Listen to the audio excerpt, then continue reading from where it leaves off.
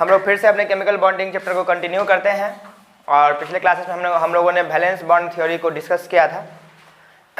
साथ साथ हम लोगों ने ओवरलैपिंग को भी देखा था। और जैसा कि मैंने बताया था पिछले लेक्चर में आप लोगों को कि ओवरलैपिंग से रिलेटेड हर एग्जाम्पल को हम आज आप लोग के इस सेशन में, इस लेक्चर में डिस्कस करेंगे। चलिए थोड़ा सा पहले हम लोग पीछे की बातों को रिकॉल कर लें। मैंने बताया था कि ओवरलैपिंग दो तरह का होता है, एक होता है हमारा एक्सल ओवरलैपिंग और दूसरा होता है लैटरल ओवरलैपिंग। और कोई भी दो एटम का, दो अलग या दो सेम एटम का वैलेंस एटॉमिक ऑर्बिटल अगर एक दूसरे से ओवरलैप करता है तो कोवैलेंट बॉन्ड का फॉर्मेशन होता है।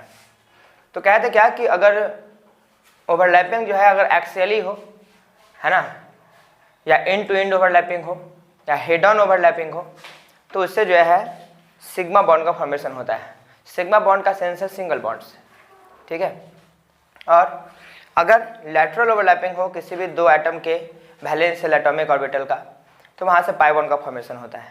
मैंने बताया था आप लोगों को सिग्मा बॉन्ड जो है अकेले एग्जिस्ट कर सकता है, लेकिन पाई बॉन्ड अकेले एग्जिस्ट नहीं कर सकता है। पाई बॉन्ड हमेशा सिग्मा बॉन्ड के फॉर्मेशन के बाद ही आएगा। मतलब कहीं ना कहीं पहले एक्सल ओवरलैपिंग होगा और तब जाकर के जो है लैटरल ओवरलैपिंग होगा, है ना। मतलब एक्सल ओवरलैपिंग होगा तभी लैटरल ओवरलैपिंग पॉसिबल है। बिना एक्सल ओवरलैपिंग के लैटरल ओवरलैपिंग पॉसिबल नहीं है। तो इस तरीके से हम लोगों ने SP overlapping, SS overlapping, PP overlapping, axial overlapping में ये तीन प्रकार का हम लोगों ने ओवरलैपिंग को देखा था। और लैटरल ओवरलैपिंग हम लोगों ने देखा था पीपी ओवरलैपिंग और पीडी ओवरलैपिंग। और ये पढ़ना है बच्चों, आगे डीडी ओवरलैपिंग पढ़ना है, लेकिन फिर वो हम लोगों का आगे का बात होगा, तो फिर हम लोग आगे के क्लासेस में उसको डिस्कस करेंगे जब उसकी आवश्यकता पड़ेगी। तो चलिए हम लोग सबसे पहले जो बात कर रहे थे एसएस ओवरलैपिंग, एसएस ओवरलैपिंग, इसके एग्जांपल्स को सबसे पहले हम लोग डिस्कस करते हैं, ठीक है। तो इसका सबसे बेस्ट एग्जांपल है बच्चों हमारा H2। जिसे जानते हैं हम लोग, यहाँ दो हाइड्रोजन है, कॉन्फ़िगरेशन हो जाएगा 1s1 1s1। इसका एक एटॉमिक ऑर्बिटल में एक इलेक्ट्रॉन, दूसरे हाइड्रोजन के एक एटॉमिक ऑर्बिटल में एक इलेक्ट्रॉन। ध्यान रहे वही वैलेंस एटॉमिक ऑर्बिटल कंबाइन करेगा एक दूसरे से जिसके पास अपोजिट स्पिन का इलेक्ट्रॉन हो। तो अगर एक क्लॉकवाइज है तो इसमें हम लोग अपने मर्जी से क्या करते हैं, एंटी क्लॉकवाइज शो कर देते हैं। अब जैसा कि हम लोग जानते हैं कि हाइड्रोजन है ना, तो और 1s है, एस सबसेल है। तो एस सबसेल का शेप कैसा होता है बच्चों, स्फेरिकल होता है, ठीक है। एस सबसेल का शेप कैसा होता है, स्फेरिकल होता है। तो इस हाइड्रोजन का हम लोग स्फेरिकल शेप को ड्रॉ कर देते हैं और इस हाइड्रोजन के स्फेरिकल शेप को क्या करते हैं, ड्रॉ कर देते हैं। ये 1s का ऑर्बिटल है, ये भी 1s का ऑर्बिटल है ना। तो क्या हो गया, इसके पास एक इलेक्ट्रॉन है बच्चों और इसके पास क्या है, एक इलेक्ट्रॉन है। तो ये दोनों जब आपस में कंबाइन करेगा 1s ओवरलैपिंग होगा। तो ओवरलैपिंग हम लोग जानते हैं कि एस ऑर्बिटल जो है कभी भी लैटरल ओवरलैप नहीं कर सकता है और एस ऑर्बिटल के ओवरलैपिंग से कभी भी पाई बॉन्ड का फॉर्मेशन नहीं हो सकता है। तो हम लोग लिख भी सकते हैं कि S orbital never can form pi bond, S orbital never can form pi bond, ठीक है। तो इसको ओवरलैप करा दीजिए, कुछ इस तरीके से हो जाएगा, एक इलेक्ट्रॉन ऐसे, एक इलेक्ट्रॉन ऐसे। ये जो एरिया है हमारा, यहीं पर इलेक्ट्रॉन का शेयरिंग हुआ है ना। और इस तरीके से ओवरलैपिंग में क्या कर गया, पार्टिसिपेट कर गया। तो ऐसे ओवरलैपिंग के लिए H2 का हम लोगों ने एक एग्जाम्पल को देखा है ना, जिसमें क्या हुआ, 1s के पास एक इलेक्ट्रॉन है एक ऑर्बिटल में, है ना। ये दोनों ऑर्बिटल क्या करेगा, दूसरे से ओवरलैप कर जाएगा, है ना। तो क्या हो गया, जैसे ओवरलैप करेगा तो एक ऑर्बिटल में क्या हो जाएगा, दो इलेक्ट्रॉन। देखिए ओवरलैपिंग के बाद जो है, जैसे ये इस एच का वैलेंस एटॉमिक ऑर्बिटल इस एच के वैलेंस एटॉमिक ऑर्बिटल से क्या करेगा, कंबाइन करेगा। तो कंबाइन करने के बाद जो है 2 इलेक्ट्रॉन जो है आ जाएगा। और हम लोग जानते हैं कि एक ऑर्बिटल में कितने इलेक्ट्रॉन हो सकते हैं, 2। और 2 इलेक्ट्रॉन यानी एक इलेक्ट्रॉन का शेयरिंग, एक इलेक्ट्रॉन की अगर शेयरिंग हो चुकी है तो निश्चित रूप से एक बॉन्ड का फॉर्मेशन हो जाएगा। और हम लोग जानते भी हैं कि हाइड्रोजन और हाइड्रोजन के बीच जो है बच्चों क्या होता है, सिंगल बॉन्ड होता है। हाइड्रोजन और हाइड्रोजन के बीच क्या होता है बच्चों, सिंगल बॉन्ड होता है। तो होपफुली ये एग्जाम्पल आप लोगों को अच्छे से समझ में आया होगा। हम लोग फिर अगले ओवरलैपिंग की बात करते हैं हम लोग, S P overlapping. S P overlapping. ध्यान रहे हम लोग लिख सकते हैं एस ऑर्बिटल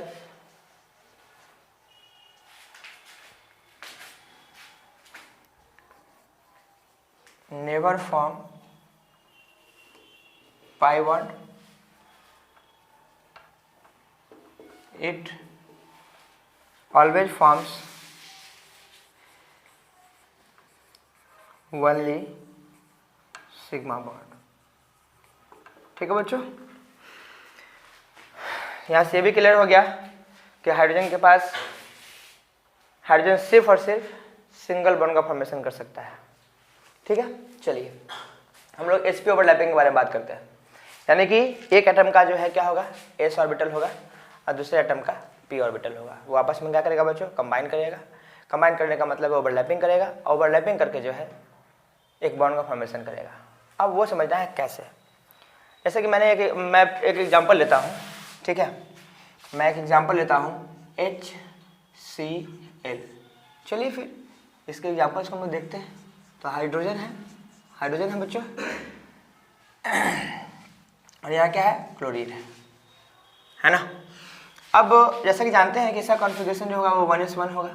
और चूंकि हम लोग वैलेंस एटॉमिक ऑर्बिटल के बारे में बात कर रहे हैं कि वही ओवरलैप करेगा, है ना, वही बॉन्ड फॉर्मेशन में पार्टिसिपेट करेगा।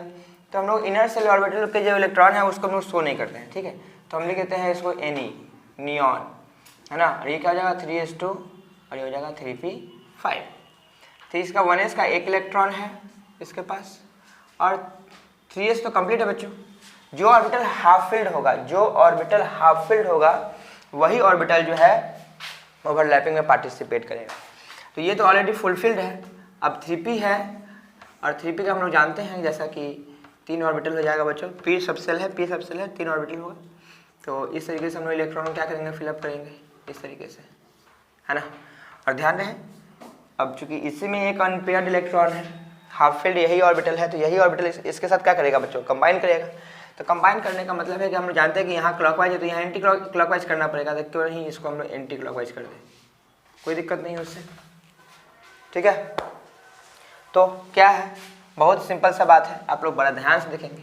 ये जो हमारा 3p का ऑर्बिटल है, तो ये क्या हो जाएगा 3px हो जाएगा बच्चों, ये 3py हो जाएगा, और ये 3p क्या हो जाएगा, z हो जाएगा, है ना। तब चूंकि इसके साथ जो है बच्चों s ऑर्बिटल है, तो s orbital never can form pi bond. That means कभी भी s ऑर्बिटल जो है एक्सल ओवरलैपिंग ही करेगा, कभी भी वो लेटरल ओवरलैपिंग नहीं कर सकता है। तो ये हाइड्रोजन जो है, ये हाइड्रोजन का वैलेंस एटॉमिक ऑर्बिटल क्लोरीन के वैलेंस एटॉमिक ऑर्बिटल से जो कि हाफ फील्ड है ना, वैसा ऑर्बिटल जो हाफ फील्ड है जिसमें अनपेयर्ड इलेक्ट्रॉन है, जिसमें सिर्फ और सिर्फ एक ही इलेक्ट्रॉन है, उस ऑर्बिटल से कंबाइन करके एक बॉन्ड का फॉर्मेशन कर लेगा। वो भी कैसे करेगा, कंबाइन कैसे करेगा, ओवरलैप कैसे करेगा, axially. That means single bond का फॉर्मेशन होगा। ठीक है, तो ध्यान से देखिए आप। अब ये ऑर्बिटल इसके साथ क्या करेगा, कंबाइन करेगा। कैसे करेगा बच्चों, हम लोग जानते हैं कि हाइड्रोजन है तो इसका जो है शेप कैसा होता है, स्फेरिकल। इसमें एक इलेक्ट्रॉन्स हैं पहले से। अब इसका पीजेड है बच्चों, तो हम लोग जेड एक्सिस के अलॉन्ग इसको मान लेते हैं कि हमारा पीजेड है।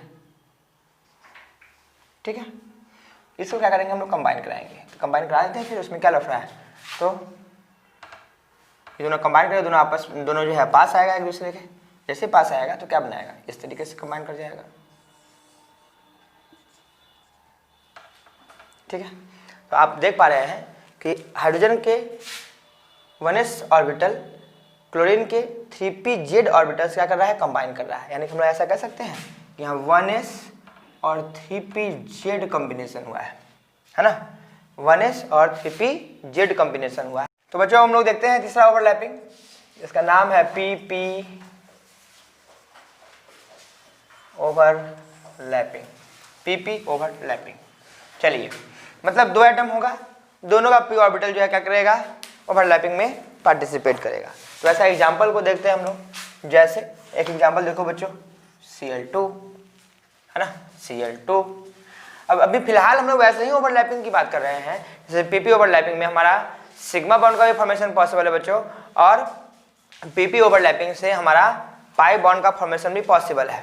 तो फिलहाल हम लोग एक्सेल ओवरलैपिंग के सारे एग्जांपल्स को डिस्कस कर रहे हैं, और जैसे ही एक्सेल ओवरलैपिंग हमारा हो जाएगा तो उसके बाद जो है हम लोग क्या करेंगे, पाई बॉन्ड वाले पाई बॉन्ड फॉर्मेशन वाले जो भी हमारे ओवरलैपिंग है उनकी बात करेंगे। ठीक है, चलिए Cl2, देखिए 2 क्लोरीन है, दोनों क्लोरीन को हम लोग अलग कर देते हैं। कॉन्फ़िगरेशन इसका हो जाएगा कितना बच्चों, नियॉन है ना, 3s2 3p5, ये भी हो जाएगा नियॉन 3s2 और 3p5। ठीक है बच्चों, तो ये तो फुल फील्ड है और p का ऑर्बिटल ही कहीं ना कहीं हाफ फील्ड होगा।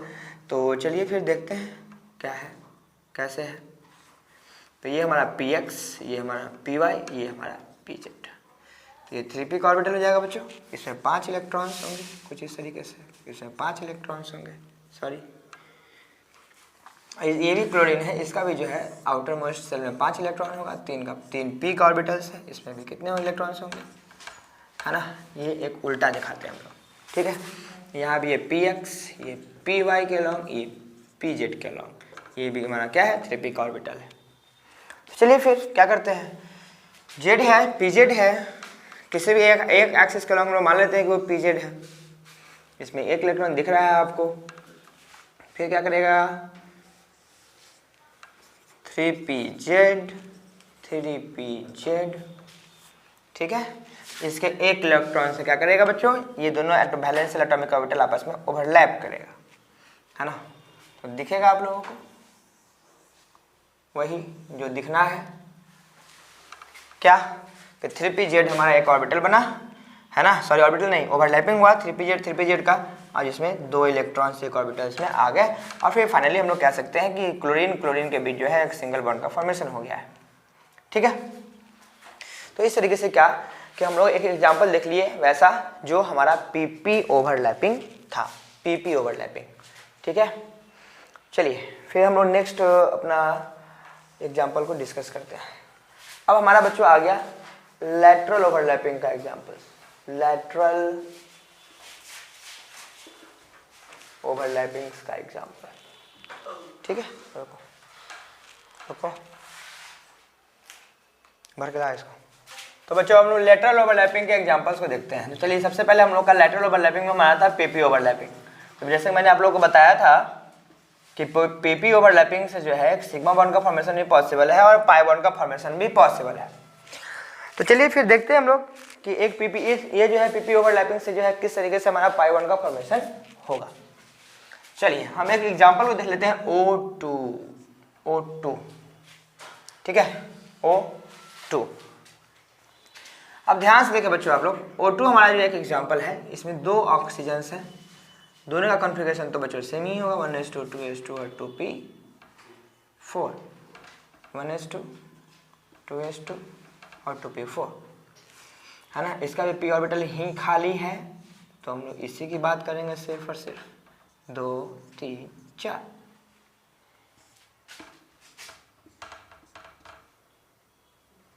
1 2 3 4। इसको हम क्या काम कर लेते हैं, इसको हम लोग उल्टा कर देते हैं। ठीक है, तो ये 2px, ये 2p का जो है बच्चों क्या हो जाएगा, px हो जाएगा, ये py हो जाएगा, और ये क्या हो जाएगा pz, ये px, ये py और ये pz। ध्यान से देखिए आप लोग 2p का, है ना। अब क्या करेगा, py से ओवरलैप और pz से ओवरलैप करेगा, है ना। py से ओवरलैप करेगा और pz क्या करेगा, pz से ओवरलैपिंग में पार्टिसिपेट करेगा।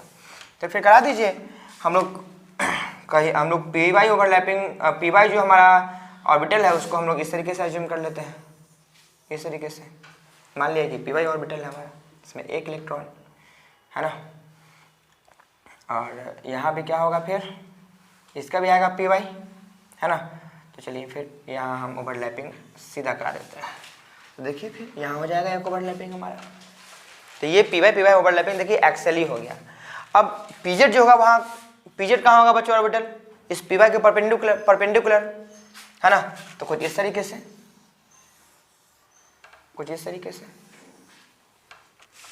है ना। तो यहाँ py देखिए 1 इलेक्ट्रॉन यहाँ और 1 इलेक्ट्रॉन यहाँ। अब चूंकि यहाँ पर ये फिगर जो लेटरल ओवरलैपिंग है, यहाँ पर ये इतना अच्छे से फिगर दिखा पाना कभी संभव नहीं है, नहीं यहाँ और नहीं आपके बुक्स में कहीं दिखाया गया है। जब बड़ा ध्यान समझिए आप लोग इस बात को कि जब ये जो हमारा पी वाई ऑर्बिटल है, जब ये आपस में एक्चुअली ओवरलैप करेगा तो ये भी क्या आएगा, नज़दीक आएगा। नज़दीक आने के बाद जो है, क्योंकि यहाँ नज़दीक करके दिखाया नहीं जा सकता है, बिकॉज आपको लगेगा जैसे पूरा का पूरा एक दूसरे के ऊपर क्या हो गया, चढ़ गया है ना, तो वहाँ थोड़ा सा कन्फ्यूजन क्रिएट हो जाएगा। तो हम लोग इस तरीके इसको जो है कुछ इस तरीके से दिखाते हैं कि ये दोनों एक दूसरे से क्या कर लेगा, ओवरलैप कर लेगा। ठीक है ना, ये क्या कर लेगा, ये ऑर्बिटल। बताइए, बड़ा ध्यान समझिए इस बात को कि एक ऐसे गया है, एक ऐसे गया है ना, तो ये पी, अगर इसको हम लोग पी वाई ऑर्बिटल अगर हम लोग एज्यूम करते हैं तो इसके परपेंडिकुलर ऑर्बिटल कहाँ आएगा, इधर आएगा, पीजेड इधर आएगा। अगर ये ऐसे जाएगा तो कहीं ना कहीं ये ऑर्बिटल जो है वो कैसे आएगा, ऐसे आएगा, है ना। एक ऑर्बिटल कैसे आएगा, ऐसे आएगा। तो एक एक्सियली ओवरलैपिंग और एक क्या आ गया बच्चों, लेटरल ओवरलैपिंग, है ना। तो ये ऑर्बिटल कहीं ना कहीं इसी तरीके से जो है क्या करेगा, ओवरलैप करेगा। तो हम लोग क्या देख पा रहे हैं, हम लोग क्या देख पा रहे हैं, ध्यान समझिए इस बात को कि ये आपस में आया तो ये एक्सियल ओवरलैपिंग हुआ और ये क्या हो गया बच्चों, लेटरल ओवरलैपिंग हो गया। तो यहाँ पर हम लोग कह सकते हैं कि यहाँ जो है मल्टीपल बॉन्ड का फॉर्मेशन भी हो रहा है, बिकॉज यहाँ भी ओवरलैपिंग हो रहा है और यहाँ भी ओवरलैपिंग हो रहा है। तो हम जानते भी है कि ऑक्सीजन में जो डबल बॉन्ड का फॉर्मेशन होता है ना। और मल्टीपल बॉन्ड आ गया तो हम जानते हैं कि उसमें एक सिग्मा बॉन्ड होगा, बाकी क्या होगा बच्चों, सारे के सारे पाई बॉन्ड्स होंगे, है ना। तो हम लोग देख भी पा रहे हैं कि यहाँ पर क्या हुआ, एक एक्सियल ओवरलैपिंग हुआ बच्चों और एक क्या हो गया, हमारा लेटरल ओवरलैपिंग हो गया। ठीक है, तो इस तरीके से हम लोग पीपी ओवरलैपिंग को भी हम लोगों ने डिस्कस कर लिया एक एग्जाम्पल्स को, है ना। होपफुली आप लोग को अच्छे से समझ में आ रहा होगा। चलिए इसका एक और एग्जाम्पल हम डिस्कस कर लेते हैं जिसका नाम है N2। ठीक है ना, N2। चलिए इस पर सबसे पहले इसको इधर के लिखे गए चीज़ों को मैं पहले मिटा देता हूँ ताकि और अच्छे से इसको मैं दिखा पाऊँ।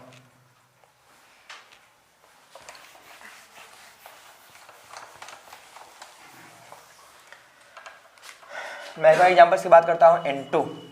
ठीक है, तो दोनों N को आप सेपरेट कर लीजिए, दोनों N को सेपरेट कर लीजिए। एटॉमिक नंबर 7 होगा बच्चों, तो 1s2 2s2 और 2p3।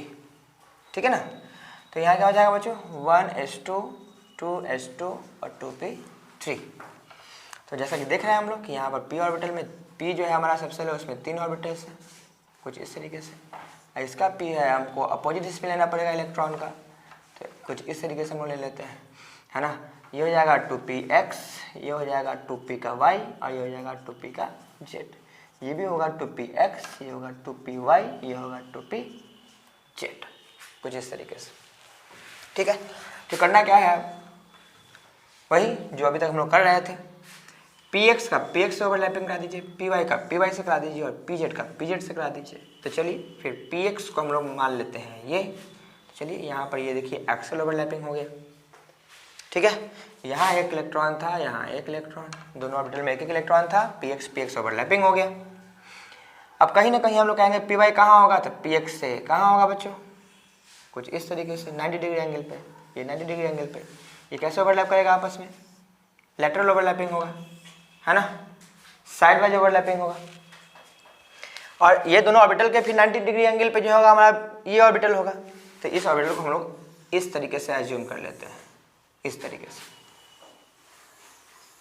बड़ा ध्यान से कि इसको आप जब पास लाएंगे तो ये जो हमारा ऑर्बिटल है इसमें भी कैसे ओवरलैपिंग होगा बच्चों, लेटरल ओवरलैपिंग होगा, है ना। इसमें भी कैसे ओवरलैपिंग होगा, लेटरल ओवरलैपिंग होगा। तो हम लोग देख रहे हैं कि जब मल्टीपल बॉन्ड का फॉर्मेशन हो रहा है तो मल्टीपल बॉन्ड के फॉर्मेशन के समय सिर्फ और सिर्फ एक ही ऐसा ऑर्बिटल है जो कि एक्सियली ओवरलैप कर रहा है, अदरवाइज सारे के सारे ऑर्बिटल जो है वो क्या कर रहे हैं, लेटरल ओवरलैपिंग कर रहे हैं, है ना। तो हम लोग कह सकते हैं कि नाइट्रोजन के बीच जो है ट्रिपल बॉन्ड का फॉर्मेशन हो रहा है बच्चों, है ना, जिसमें एक सिग्मा होगा और बाकी 2 का 2 बॉन्ड जो होगा वो क्या होगा, पाई होगा, है ना। तो इस तरीके से हम लोगों ने पीपी ओवरलैपिंग को भी कंप्लीट कर लिया है। फिर हम लोग ले लेते हैं, है ना, C double bond C, CN CN CN और CN मान लीजिए। करना क्या है फिर, अब हम जानते हैं कि CN के बीच कैसा बॉन्ड है, ट्रिपल बॉन्ड है। तो चलिए हम लोग यहाँ ट्रिपल बॉन्ड को शो भी कर देते हैं, यहाँ ट्रिपल बॉन्ड को शो कर दे रहे हैं हम लोग, यहाँ भी ट्रिपल बॉन्ड को शो कर दे रहे हैं और यहाँ भी ट्रिपल बॉन्ड को हम लोग शो कर दे रहे हैं। अब यहाँ पूछा है कि how many number of sigma and pi bonds are present. तो देखिए ध्यान से, यहाँ मल्टीपल बॉन्ड्स हैं, यहाँ मल्टीपल बॉन्ड है तो यहाँ एक सिग्मा होगा बच्चों और एक क्या होगा, पाई होगा। यहाँ सिर्फ और सिर्फ सिंगल बॉन्ड्स है तो यहाँ सिग्मा, यहाँ सिग्मा, यहाँ सिग्मा और यहाँ भी सिग्मा। इस दोनों एटम के बीच जो है मल्टीपल बॉन्ड्स है, तो एक होगा हमारा सिग्मा, अब बाकी सारा पाई, यानी कि 2 पाई होगा इस जगह पे। यहाँ 1 सिग्मा, यहाँ 2 पाई, यहाँ 1 सिग्मा, यहाँ 2 पाई, यहाँ 1 सिग्मा, यहाँ क्या 2 पाई। तो इस तरीके से हम लोग क्या देख रहे हैं कि हम लोग काउंट कर लेंगे। तो फिर यहाँ 2 पाई, यहाँ 2 4 6 और 8 और एक यहाँ 9, यानी कि 9 पाई बॉन्ड्स है हमारा इस मॉलिक्यूल में। और टोटल सिग्मा कितना होगा, 1 2 3 4 5 6 7 8 और एक यहाँ 9, तो 9 सिग्मा। चलिए पी पाई ओवरलैपिंग और पी पाई और डी पाई ओवरलैपिंग, यानी कि लेटरल ओवरलैपिंग जो है डी ऑर्बिटल के ओवरलैपिंग से भी क्या होगा, बनेगा। ठीक है, तो चलिए फिर पी पाई ओवरलैपिंग और पी पाई ओवरलैपिंग तुम लोग पढ़ चुके हैं। वैसे एक एटॉमिक ऑर्बिटल का पी और दूसरे एटॉमिक ऑर्बिटल का पी क्या करेगा, आपस में कंबाइन करेगा, और कंबाइन करने से जो पाई बॉन्ड बनेगा तो उसको हम लोग बोलेंगे पी पाई ओवरलैपिंग। एक होता है पी पाई डी पाई, यानी कि एक एटम का वैलेंस पी वैलेंशियल एटॉमिक ऑर्बिटल और दूसरे एटम का डी वैलेंशियल एटॉमिक ऑर्बिटल, जब आपस में कंबाइन करेगा तो क्या बनाएगा, पी पाई डी पाई। और अगर दोनों एटम है, दो एटम है, दोनों अलग अलग एटम जो है उसका जो है डी ऑर्बिटल जो है अगर वैलेंशियल एटॉमिक ऑर्बिटल है और अगर वो कंबाइन करता है आपस में, ओवरलैप करता है, तो बनेगा डी पाई। यानी कि कहने का सेंस यही है कि पाई लगने का सेंस ये है कि पाई बॉन्ड का फॉर्मेशन हो रहा है ना। पाई बॉन्ड डी पाई, पाई का सेंस है कि डी ओवरलैपिंग से पाई बॉन्ड का फॉर्मेशन होना है। तो चलिए पीडी ओवरलैपिंग में हम लोगों ने देख लिया था पिछले लेटरल ओवरलैपिंग में। हम लोग आज बात करते हैं थोड़ा सा और डी ओवरलैपिंग। डी ओवरलैपिंग बहुत सिंपल है बच्चों, कैसे ओवरलैप करेगा जानते हैं कुछ, कि इलेक्ट्रॉन क्लाउड का ओरिएंटेशन डी ऑर्बिटल में कुछ इस तरीके से होता है ना। एक और वैलेंशियल एटॉमिक ऑर्बिटल आएगा और कुछ इस तरीके से फिर से क्या करेगा, कंबाइन करेगा, कंबाइन नहीं करेगा, एक और आएगा और कुछ इसका ओरिएंटेशन कुछ इस तरीके से होगा और जाएगा, दोनों आपस में पास आएगा। और पास आने के बाद जो है किस तरीके से करेगा बच्चों ओवरलैपिंग, ध्यान से देखेंगे आप लोग।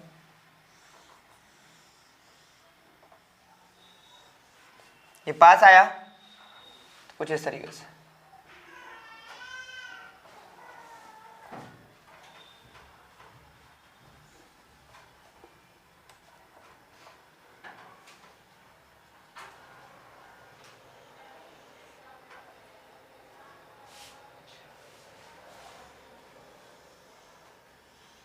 कुछ इस तरीके से। ये भी क्या है बच्चों, साइडवाइज ओवरलैपिंग है, तो इसको क्या कहेंगे हम लोग, यहाँ जो साइडवाइज ओवरलैपिंग है तो क्या बनेगा, पाई बॉन्ड, क्या बनेगा बच्चों, पाई बॉन्ड, तो इसको हम बोलेंगे क्या, डी पाई ओवरलैपिंग। जैसे कि मैंने बात किया था पी डी ओवरलैपिंग, तो मैंने बताया था कि हमारा जो है एक टर्म क्या आ जाएगा बच्चों, कुछ इस तरीके से है ना, और एक का आ जाएगा पी ऑर्बिटल, दोनों पास आएगा आपस में।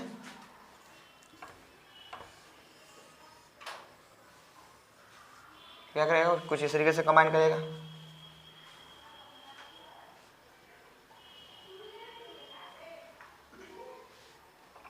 है ना। देखिए एक का डी है, एक का पी है, तो यहाँ भी बनेगा क्या, क्योंकि लेटरल ओवरलैपिंग है, साइडवाइज ओवरलैपिंग है, तो बनेगा पाई बॉन्ड, है ना। और यहाँ क्या बन जाएगा, पी पाई डी पाई ओवरलैपिंग। तो सबसे इम्पॉर्टेंट बात बच्चों ये है कि कुछ मॉलिक्यूल्स दे देगा और मॉलिक्यूल्स देने के बाद जो है आपसे ये क्वेश्चन पूछ सकता है कि उस मॉलिक्यूल्स में कितने पी पाई ओवरलैपिंग है, या पी पाई डी पाई ओवरलैपिंग है, या डी पाई ओवरलैपिंग है। आपसे ये क्वेश्चन को एराइज कर सकता है। चलिए फिर एक एग्जाम्पल को देखते हैं हम लोग, और उस एग्जाम्पल के थ्रू हम लोग समझने का प्रयास करते हैं कि किस केस में पी पाई ओवरलैपिंग हो सकता है और किस केस में पी पाई डी पाई ओवरलैपिंग हो सकता है, और किस तरीके से वो ओवरलैपिंग को हम लोग देखेंगे, पहचानने का प्रयास करेंगे। तो जैसा कि हम लोग जानते हैं कि अगर एस ओवरलैपिंग है, SP ओवरलैपिंग है और PP ओवरलैपिंग है, तो जनरली क्या बनता है बच्चों, सिग्मा बॉन्ड, है ना। और PP ओवरलैपिंग है, PP की अगर लेटरल ओवरलैपिंग है तो हमारा क्या बन जाएगा, पाई बॉन्ड। फिर PD ओवरलैपिंग है या DD ओवरलैपिंग है तो क्या बनेगा, पाई बॉन्ड। इतना बात हम लोग पहले से जानते हैं। चलिए फिर एक एग्जांपल को हम लोग डिस्कस करते हैं और डिस्कशन के थ्रू समझने का प्रयास करते हैं कि किसी भी गिवन मॉलिक्यूल में कितना। तो बच्चों हम लोग एक एग्जांपल को देखते हैं, जैसे SO3, ठीक है। इसका स्ट्रक्चर कुछ इस तरीके से होता है। इसका मतलब हम लोग क्या देख पा रहे हैं कि यहाँ पर जो है मल्टीपल बॉन्ड है, 2 बॉन्ड है, तो एक सिग्मा होगा एक पाई होगा, एक सिग्मा होगा एक पाई होगा, एक सिग्मा होगा एक पाई होगा। मैंने बहुत सारे एग्जांपल्स को जो है मैंने बताया था आप लोग को। और आज वैसे हम लोग इसको पढ़ लेने के बाद, इस एग्जांपल को देखने के बाद जो हम लोग सिग्मा और पाई में डिफरेंस भी हम लोग देख लेंगे, ठीक है ना। जो सिग्मा बॉन्ड और पाई बॉन्ड में क्या डिफरेंसेस है, ठीक है। तो चलिए फिर देखते हैं। तो हम लोग क्या देख रहे हैं यहाँ पे कि चलिए फिर दोनों को हम लोग क्या करते हैं कि सेपरेट कॉन्फ़िगरेशन को ड्रॉ करते हैं। तो 1s2 2s2 और इसका हो जाता है 2p6 3s2 और 3p4, ठीक है। और 3 ऑक्सीजन है बच्चों, 3 ऑक्सीजन है हमारा। तो इसका कॉन्फ़िगरेशन 1s2 2s2 और 2p4। इसका हो जाएगा 1s2 2s2 2p4 1s2 2s2 और 2p4, ठीक है। तो ध्यान से देखिए आप लोग, हम लोग अंदर के वैलेंस शेल के एटॉमिक ऑर्बिटल की बात करते ही नहीं है ना। अंदर के ऑर्बिटल की बात करते ही नहीं हम लोग सिर्फ और सिर्फ वैलेंस शेल एटॉमिक ऑर्बिटल की बात करते हैं। तो क्या देख रहे हैं हम लोग यहाँ पर, हमारा 3 शेल है, इसमें 2 इलेक्ट्रॉन्स है, और 3p है जिसमें क्या है हमारे 4 इलेक्ट्रॉन्स है, ठीक है। और हम लोग इसका भी ड्रॉ कर लेते हैं फिर बारी बारी से।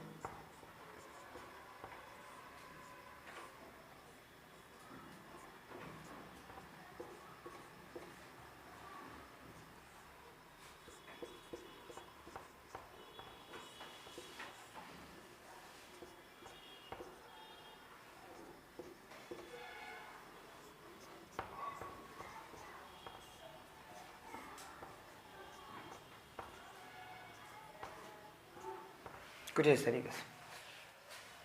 तो बच्चों अब ध्यान से देखेंगे कि हमारा जो है 3 सिग्मा बॉन्ड का फॉर्मेशन होना है और 3 पाई। अब इस 3 पाई में हमको ये देखना है कि कितना पी पाई ओवरलैपिंग है और कितना पी पाई डी पाई ओवरलैपिंग है। बहुत सिंपल है, बहुत विशेष इसमें टेंशन लेने की जरूरत नहीं है। बशर्ते कि आपको यहाँ देखना पड़ेगा कि जब यहाँ पे ये सल्फर जो है अपनी कितने वैलेंसी शो कर रहा है, 6 बॉन्ड का फॉर्मेशन किया है, मतलब 6 वैलेंसी को शो कर रहा है, ठीक है। जबकि हम लोग यहाँ पर देख क्या रहे हैं कि अनपेयर इलेक्ट्रॉन मात्र सिर्फ और सिर्फ क्या है, 2, ठीक है। तो 2 अनपेयर इलेक्ट्रॉन से कभी भी 6 वैलेंसीज तो नहीं हो सकती है, ठीक है। क्योंकि अगर 6 ऑर्बिटल अगर आप पार्टिसिपेट, कहने का मतलब है 6 बॉन्ड का फॉर्मेशन हुआ है ना, तो 2 अनपेयर इलेक्ट्रॉन से कभी 6 बॉन्ड का फॉर्मेशन नहीं हो सकता है। तो यानी कि ये जो हमारा कॉन्फ़िगरेशन है सल्फर का, वो कहाँ है बच्चों, ग्राउंड स्टेट में है। कहाँ है, ग्राउंड स्टेट में है। तो इसको यानी कि कहीं ना कहीं ये बॉन्ड फॉर्मेशन जो करेगा 6, वो कहाँ करेगा, एक्साइटेड स्टेट में।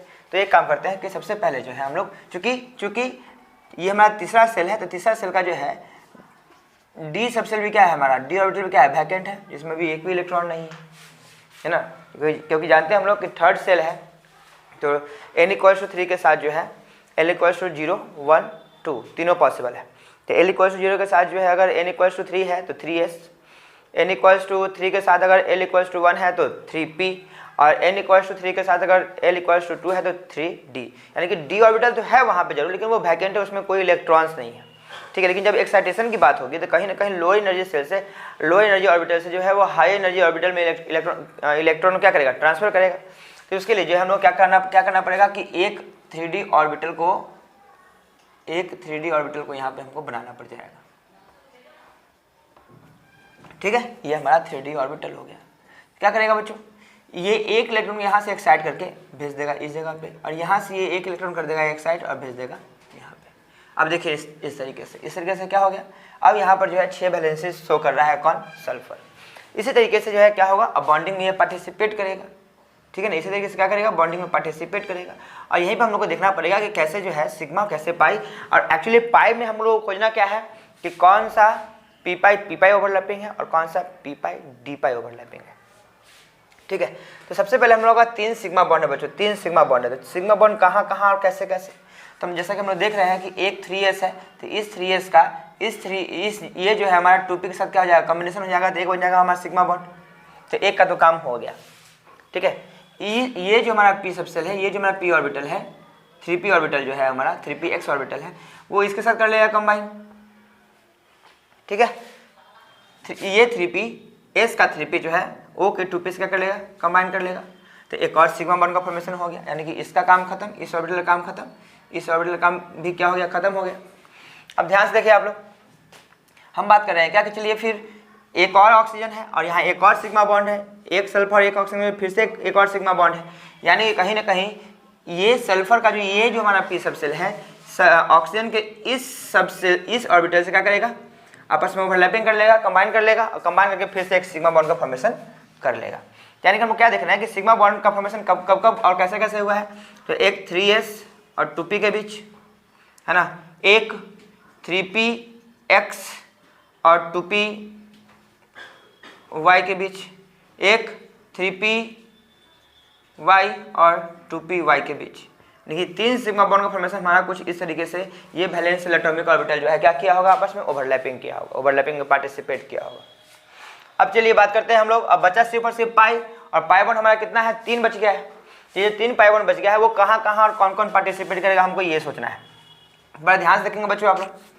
तो ये यहाँ का एक वैलेंस एटॉमिक ऑर्बिटल क्या है, अभी ओवरलैपिंग में पार्टिसिपेट करेगा, इन तीनों का काम हो चुका है। तो ये जो 3py है, ये जो 3pz है, वो 2pz के ऑर्बिटल के साथ क्या कर लेगा, लैटरल ओवरलैपिंग कर लेगा, ठीक है। तो हमारा जो पाई बॉन्ड का जो फॉर्मेशन की जो हम लोग बात कर रहे हैं, है ना, पाई बॉन्ड का फॉर्मेशन की जो बात कर रहे हैं, तो एक क्या हो जाएगा बच्चों, ये जो पाई बॉन्ड बन रहा है हमारा, तो एक हो जाएगा क्या, 3pz और 2pz के बीच, है ना। तो हमारा क्या है, ये हमारा क्या है, p ओवरलैपिंग हो गया। ये क्या है हमारा, p ओवरलैपिंग है। रुको तो बच्चों हम लोग देख लिए कि एक हमारा p ओवरलैपिंग जो है वो 3p और 2p के बीच जो है हो चुका है। देखिए अब ध्यान से, ये 3d का ये दोनों ऑर्बिटल जो है अभी भी बाकी है। तो क्या करेगा, ये 3d का एक ऑर्बिटल जो है 2p के इस ऑर्बिटल से क्या करेगा, कंबाइन करेगा। तो क्या बन जाएगा बच्चों हमारा, है ना, ये क्या बन जाएगा, बड़ा ध्यान से देखिए आप, 3d और 2p ये दोनों कंबाइन करेगा तो क्या बन जाएगा, p और d, है ना। यहाँ जो ओवरलैपिंग हो वो क्या होगा, p और d। अब देखिए एक और बाकी है बच्चों, यहाँ पे ये वाला टर्म बाकी है अभी। देखिए यहाँ तक का काम हो चुका है, इसका काम हो चुका है, इसका काम हो चुका, इसका काम भी हो चुका है, इसका काम भी हो चुका, अब बचा ये और बचा ये। तो क्या करेगा, फिर से एक और आएगा और 3d और 2p से क्या कर लेगा, कंबाइन कर लेगा, यानी कि आपस में ओवरलैपिंग में पार्टिसिपेट कर लेगा, है ना। और पार्टिसिपेशन से फिर से जो है हमारा क्या बन जाएगा, एक p और d। तो अगर आपसे कोई पूछे कि कितना p कितना d जो है बॉन्ड प्रेजेंट है किसी भी फिलहाल इस मॉलिक्यूल में, तो आप कहेंगे कि एक जो है, एक p ओवरलैपिंग है, और बाकी क्या है बच्चों, ये दो जो है p और d ओवरलैपिंग है। तो इस तरीके से जो है, इस तरीके से जो है आप यूज करके जो है आप इजीली जो बता सकते हैं किसी भी मॉलिक्यूल में। और ये कैसे बना होगा मॉलिक्यूल, तो by using Lewis dot structure, है ना। उस तरीके से हम लोग इस मॉलिक्यूल को बॉन्ड्स को अरेंज कर लिए हैं, और बॉन्ड के अरेंजिंग के बाद जो है कॉन्फ़िगरेशन का यूज करके जो है ना, हम लोग सब कुछ दिखा दिए हैं कि किस तरीके से जो है और कौन सा ऑर्बिटल एक दूसरे के साथ जो है ओवरलैपिंग में पार्टिसिपेट कर रहा है और उस पार्टिसिपेशन से जो है किसके बीच पार्टिसिपेशन सिग्मा और किसके बीच पार्टिसिपेशन से पाई बॉन्ड का फॉर्मेशन हो रहा है। यहाँ इंपॉर्टेंट क्वेश्चन क्या है, यहाँ इंपॉर्टेंट क्वेश्चन ये है कि ये जो हमारा पाई बॉन्ड का फॉर्मेशन हो चुका हुआ है, ये किस किस तरह के पाई बॉन्ड्स है ना, किस किस एटॉमिक ऑर्बिटल के बीच ओवरलैपिंग से जो है पाई बॉन्ड का फॉर्मेशन हुआ है, ठीक है।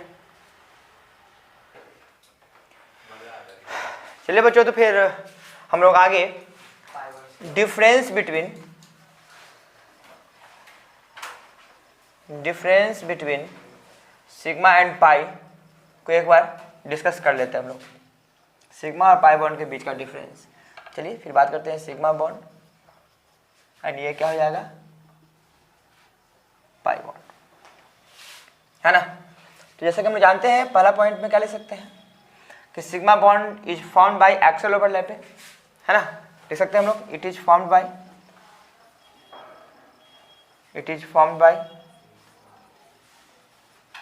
Axial overlapping it is formed by axial overlapping, और पाई बॉन्ड बच्चे इट इज फॉर्म्ड बाय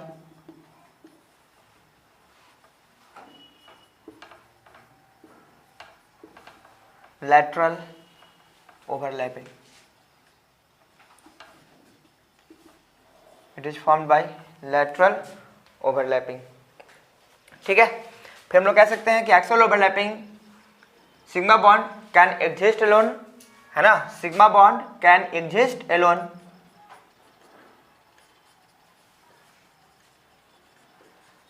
मतलब अकेले सिर्फ और सिर्फ एक्सियल ओवरलैपिंग से सिग्मा बॉन्ड का फॉर्मेशन हो सकता है, लेकिन पाई बॉन्ड का फॉर्मेशन होने के लिए निश्चित रूप से पहले सिग्मा बॉन्ड का फॉर्मेशन होगा और आफ्टर दैट जो है पाई बॉन्ड का फॉर्मेशन होगा। ठीक है, तो हम लोग कह सकते हैं कि it can not exist alone, it can't exist alone. ठीक है बच्चों, तीसरा, अब हम लोग बात करते हैं कि सिग्मा बॉन्ड का, तो कहीं ना कहीं सिग्मा बॉन्ड का जो बॉन्ड लेंथ होगा बच्चों वो क्या होगा, ज़्यादा होगा in compare to pi bond. ठीक है ना, सिग्मा बॉन्ड का bond length in compare to pi bond क्या होगा, ज़्यादा होगा। तो कहेंगे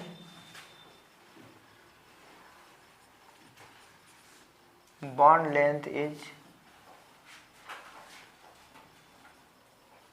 लॉन्ग, है ना, और इसका जो बॉन्ड लेंथ होगा वो क्या होगा,